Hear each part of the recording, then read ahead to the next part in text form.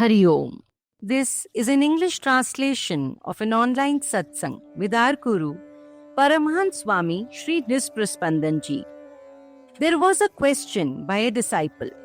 Swamiji, how can a man and a woman support each other emotionally?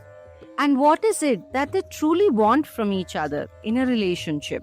Swamiji responds to this question from the perspective of the emotional needs of the two genders. He begins by asking us, what do you think are the core characteristics of the masculine and the feminine? He encourages us to reflect on this with complete honesty. One disciple replies, Swamiji, men are perceived to be tough both emotionally and physically, whereas women are perceived to be physically fragile and emotionally quite sensitive.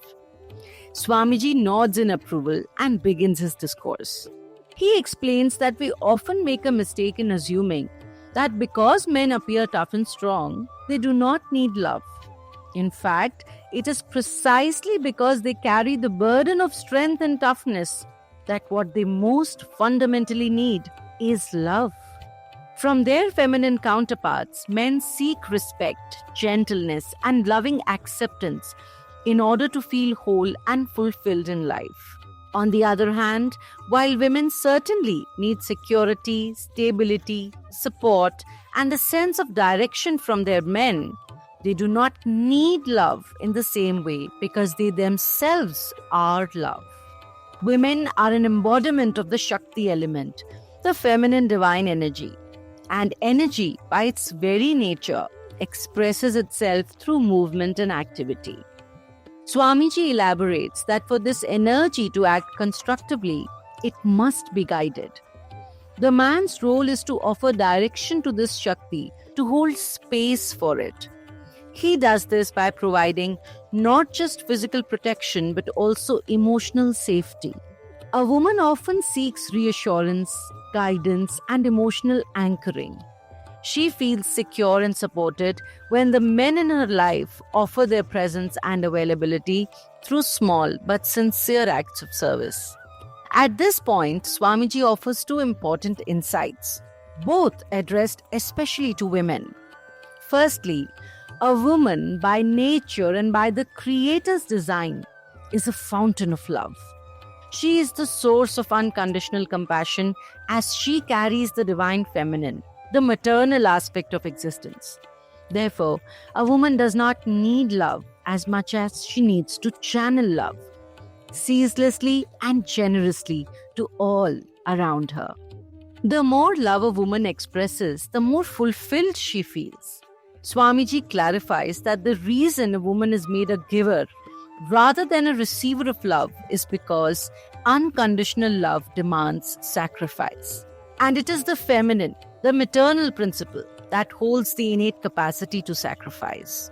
We have all witnessed this in our own lives, how our mothers have been the spine of our families, sacrificing silently to nurture, support, and strengthen us. Because of this capacity, women naturally incline towards devotion, charity, seva, and rituals like fasting, often inspiring these same qualities in the men of their families. A woman is meant to give selflessly, not demand selfishly. Swamiji next addresses women who are constantly demanding, whether it be jewelry, clothes, comforts, attention, or endless reassurances of love. Despite receiving much, such women often remain discontented. They become irritable, bitter, and frequently complain. This inner frustration, Swamiji says, arises because they are acting against their very nature. To explain this, he shares an analogy. The water in a well begins to rot if it is not drawn out regularly. Eventually, the well dries up. But if water is taken out consistently, it replenishes itself naturally. On the other hand, if you pour gallons of water into a well, the water simply seeps into the underground channels. No matter how much you pour, the water level remains unchanged. A woman is like that well. The more love she gives, the more she is able to generate. She overflows with compassion when she continues to give. But when she starts demanding love, no matter how much is given, it is never enough. She begins to rot from within, weighed down by dissatisfaction. It is in this context that Swamiji also explains why many saints, despite being men, appear physically delicate, with skin as thin and fragile as paper. It is because these realized souls have awakened the feminine energy within themselves through deep and sustained sadhana. Having balanced the masculine and feminine within, they become mother-like in their capacity to radiate boundless love and compassion to the world.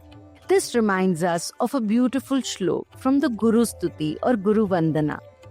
Guru Madhye Sthita Mata, Matra Madhye Sthita Guru, Guru Mata Namastestu, Matra Gurum Namamyaham.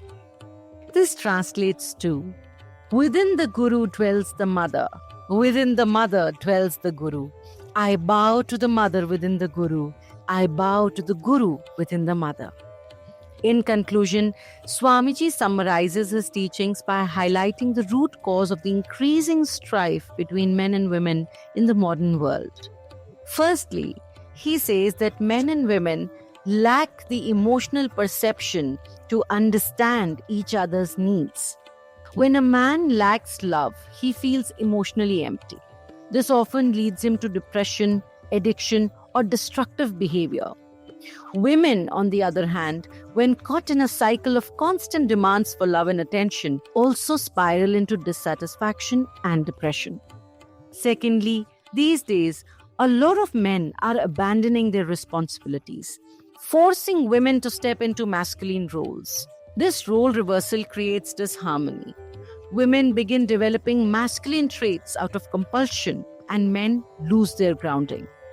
This further results into a breakdown in mutual understanding, collapsing of relationships, weakening of families, and disintegration of the social structure. Hari Om. Hari Om. We invite you to deepen your spiritual exploration with our newly launched ebook, Dive into the Unknown. This book offers invaluable insights by Swamiji that will guide you on your path of self-discovery and inner transformation. This book is available on all Amazon platforms across the globe. You can find the link in the description below. Also, if you'd like to explore more of these teachings in Hindi or Finnish, be sure to check out our other YouTube channels. Links to those channels are in the description below. Whether in English, Hindi, or Finnish, the wisdom remains the same, timeless, universal, and deeply enriching. Thank you for watching, and do make sure to like, share, and subscribe. See you in the next video. Hari Om.